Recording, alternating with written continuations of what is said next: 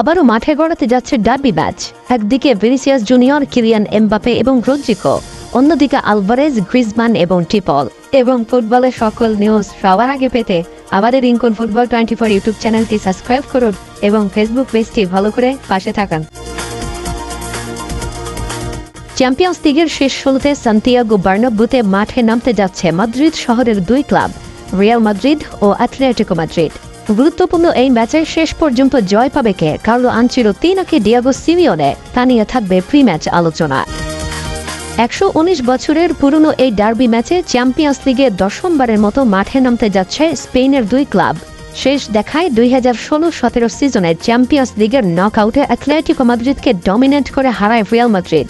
এছাড়া তার আগে 3 সিজনে যথাক্রমে 2013-14, 14-15 এবং 15-16 সিজনে দেখা হলেও জয়ের পাল্লা ভারী ছিল লস ব্লাঙ্কোসদের। তবে সাম্প্রতিক সময়ে ভালো ফর্মে রয়েছে অ্যাটলেটিকো মাদ্রিদ। অন্যদিকে একের পর এক ব্যর্থতায় কোণঠাসা 15 বারের চ্যাম্পিয়নরা। প্লেয়ারদের অফ ফর্ম, ইনজুরিতে লা লিগার শীর্ষস্থান থেকে নেমে গেছে রিয়াল মাদ্রিদ। তবে মঞ্চটা যেহেতু চ্যাম্পিয়ন্স লিগ আর দলটার নাম যেখানে রিয়াল মাদ্রিদ, জয়ের পাল্লা সবসময় ভারী থাকবে লস ব্লাঙ্কোসদের, এটাই স্বাভাবিক। দর্শক, চলুন জেনে নেই ডার্বি ম্যাচে আনচেলোত্তির ট্যাকটিক্স। স্বভাবত এসিএল ইনজুরির কারণে দল নেই গুরুত্বপূর্ণ সব প্লেয়ার। ভাঙা জোড়া ইনজুরিতে জড়িত একাদশ নিয়ে মাঠে নামবে রিয়াল মাদ্রিদ। আনচেলোত্তির পজিশন ধরে রেখে কিংবা অপোনেন্টকে পজিশন রাখতে দিয়ে লং বল কিংবা কুইক কাউন্টারে যে পশ্চা সাজান, তার মেইন চালিকা শক্তি স্পিডি উইঙ্গার এবং ডিফেন্ডারের একজন হোল প্লেয়ারের এক্সিস্টেন্সে। কিলিয়ান এমবাপে মাদ্রিদে আসার পর এই স্টাইলের ফুটবলে ধরা-ছোঁয়ার বাইরে চলে যায় রিয়াল মাদ্রিদ। কেননা ভিনি এমবাপেদের মতো স্পিডি উইঙ্গার যারা বল কন্ট্রোলের পাশাপাশি ফিনিশিংয়ে গুড এনাফ, তাদের আটকাতে হিমশিম খেতে হয় প্রতিপক্ষ দলের ডিফেন্ডারদের।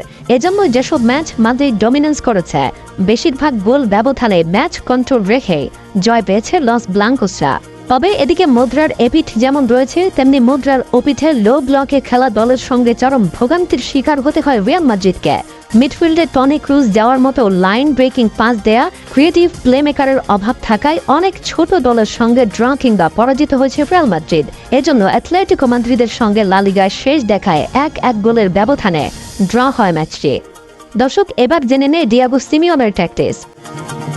সিজনের শুরুটা ধীর গতিতে শুরু করলেও মিড সিজন থেকে ঘরোয়া লিগ কিংবা চ্যাম্পিয়ন্স লিগে ডমিনেন্স শুরু করে অ্যাটলেটিকো মাদ্রিদ। লো ব্লকে বাস পার্কিং টিম থেকে যেন পুরো দস্তুর নতুন এক দলে পরিণত হয় সিমিওনে। এর প্রধান কারণ আর্জেন্টাইন স্পাইডারম্যান খ্যাত হুলিয়ান আলভারেজ। এছাড়া গ্রিজমান, ক্যালহার, ডিপলদের মাধ্যমে 4 ম্যানের যে মিড সাজায় ডিয়েগো সিমিওনে, তা যে কোনো দলের অ্যাটাকারদের জন্য বাধার সৃষ্টি করে। সিমিওনের ট্যাকটিক্সের অন্যতম বড় কি ফ্যাক্টর তার মিডফিল্ডে পিভট, হোল প্লেয়ার এবং 2 জন উইং টু উইং কাম মিডফিল্ডার থাকে, যারা কিনা একাধারে অ্যাটাক থেকে ডিফেন্সে অবদান রাখে। এছাড়া ডিফেন্সের সলিডিটি ও স্ট্রাইকার ডুওর গুড এনাফ ফিনিশিং অ্যাটলেটিকো মাদ্রিদকে করেছে অপ্রতিরোধ্য, অপরাজেয়। রাউন্ড অফ 16-এর প্রথম লেগ সান্তিয়াগো বার্নাব্যুতে হওয়ায় এগিয়ে থাকবে রিয়াল মাদ্রিদ। এই ম্যাচে জয়ের বিকল্প আর কিছু নেই ভিনি এমবাপেদের সামনে। দর্শক, কি মনে হয়, শেষ হাসি কে হাসবে, রিয়াল মাদ্রিদ নাকি অ্যাটলেটিকো মাদ্রিদ? জানাতে পারেন আপনার প্রেডিকশন। এবং ফুটবলের সকল নিউজ সবার আগে পেতে রিংকন ফুটবল 24 ইউটিউব চ্যানেলটি সাবস্ক্রাইব করুন এবং ফেসবুক পেজটি ফলো করে পাশে থাকুন।